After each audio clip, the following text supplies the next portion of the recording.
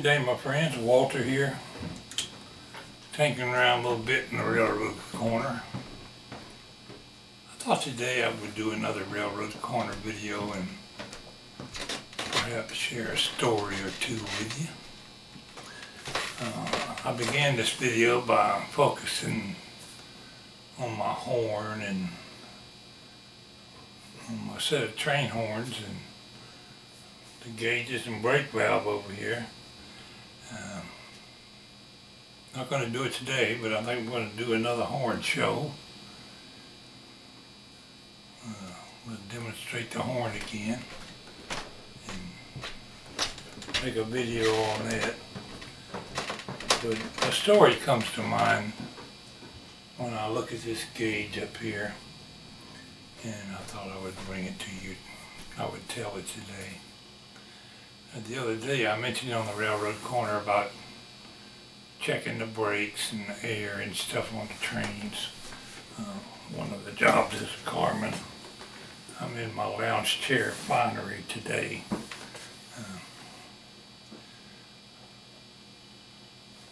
It's kind of chilly down here in the basement, so I got my flannel shirt on.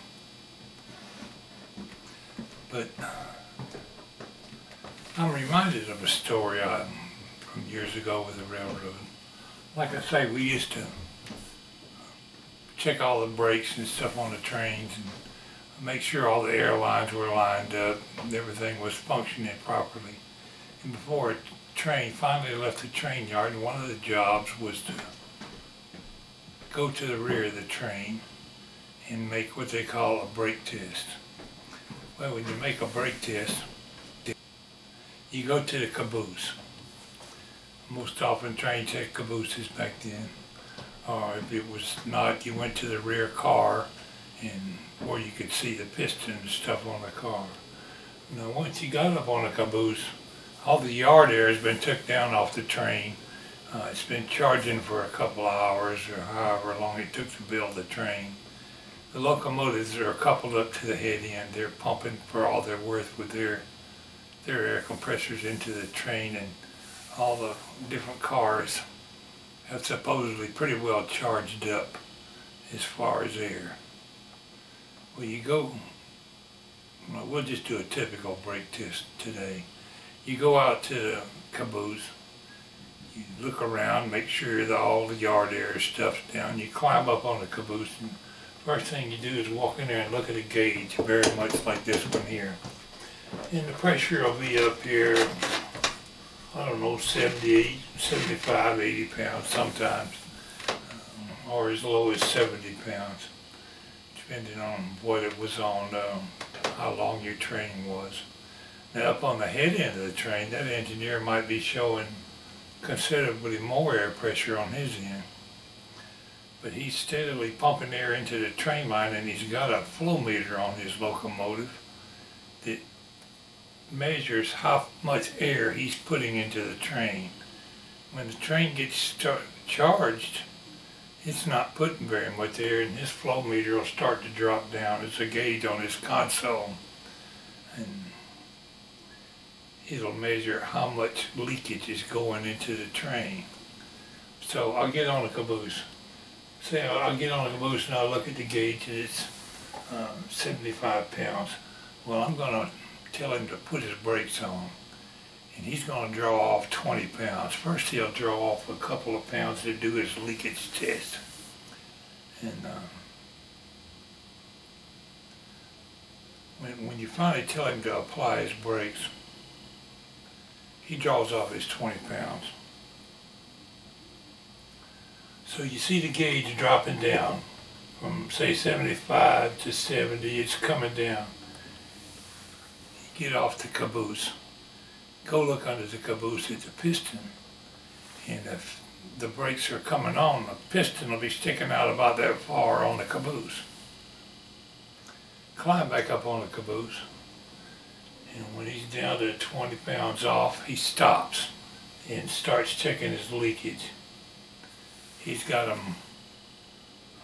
drawing down anymore, but he's measuring how much is dropping on his end. Okay, when he's got 20 pounds off, I call him on the radio and say, You got 20 pounds off on the rear. When you complete your brake test, release your brakes. At that point, I get back off the caboose, go look at the piston and wait. Pretty soon I hear the retainer valves up ahead of me on the train blowing. They blow when the brakes are released and the air is coming out of the piston.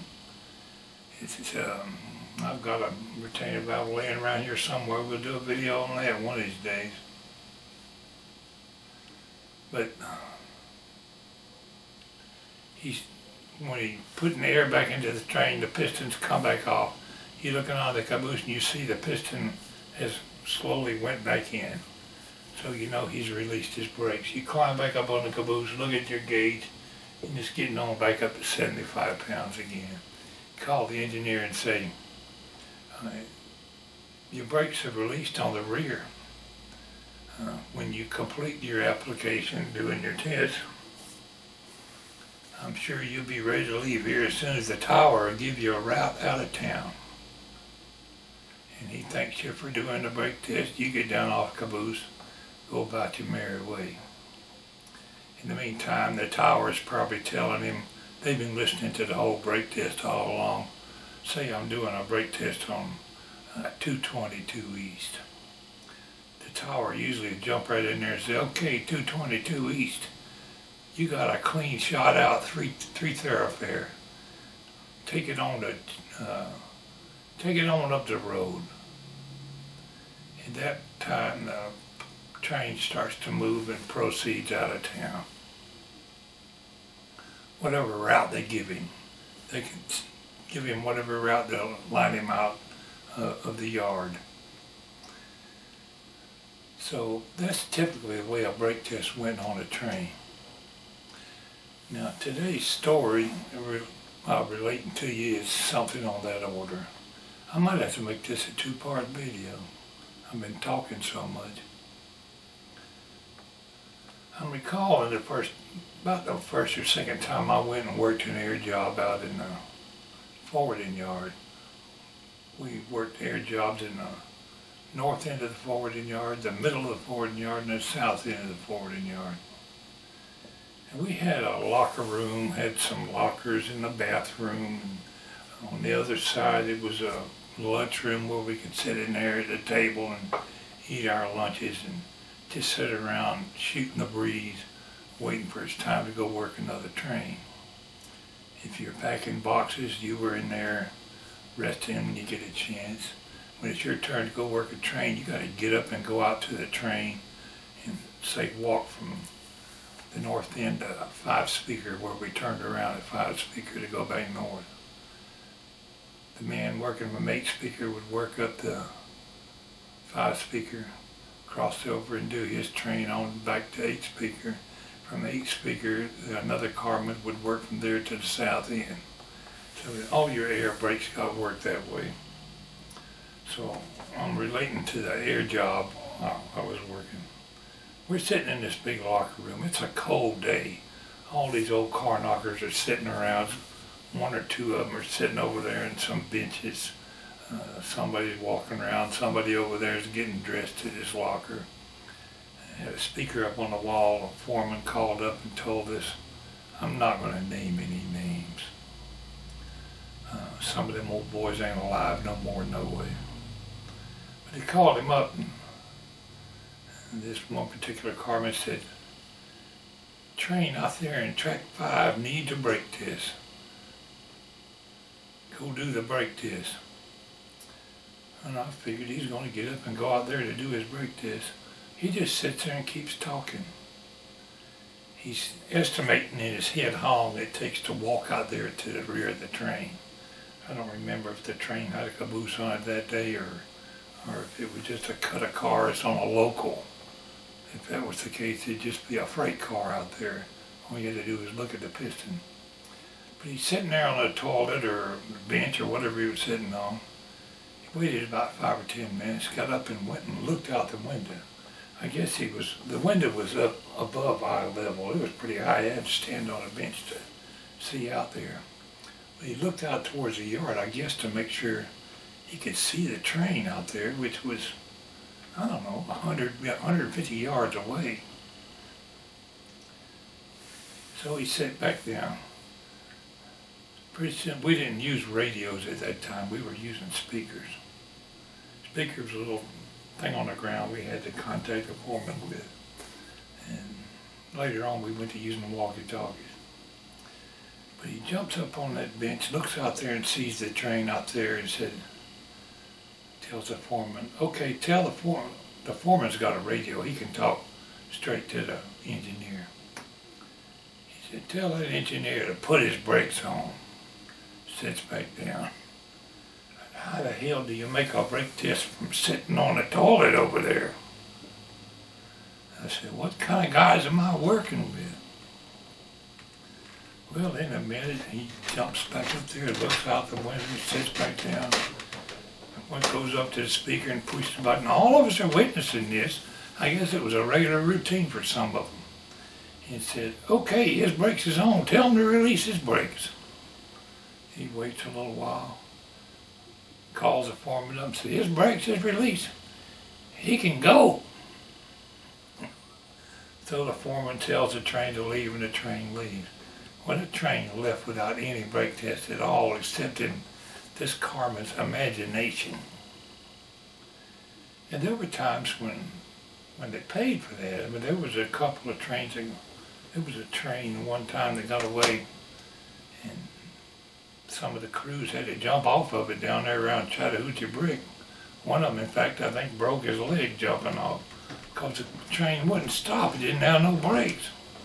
Somewhere in that train a valve was cut out, and somebody had left that yard without the brakes ever being properly tested.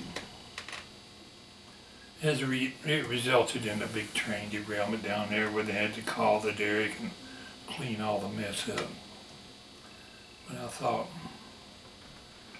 I'm going to follow the rules around here. I'm going to work the damn job right. When they tell me to do a damn brake test, I'm going to get off my ass and go down there and do it right. Wasn't long I went and done my brake test. I never did tell on anybody. I mean, you wasn't one of the guys if you told on anybody. But stuff like that, I didn't do things that way. I got a bunch of stories that would relate to similar incidences, and I'm not going to tell them all, and I'm not going to name names. But I pretty well believed in doing my job right, and I spent all my years out there doing my damnedest to do my job right. And that's just one little incident that I thought I would share with you.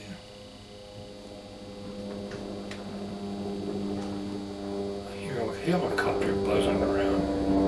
They're coming to take me away, hey. Maybe next time I'll tell you a story about something else. But today, the moral of my story today is very simple. If you got a job to do, any job worth doing is worth doing right. Do it right, and you'll feel better about yourself in the end. There's a helicopter outside. And wife just said something about the helicopter. I'm gonna go see what's going on. Maybe they're chasing some crook. This is Pwalpar, signing off. Thanks for listening, my friends.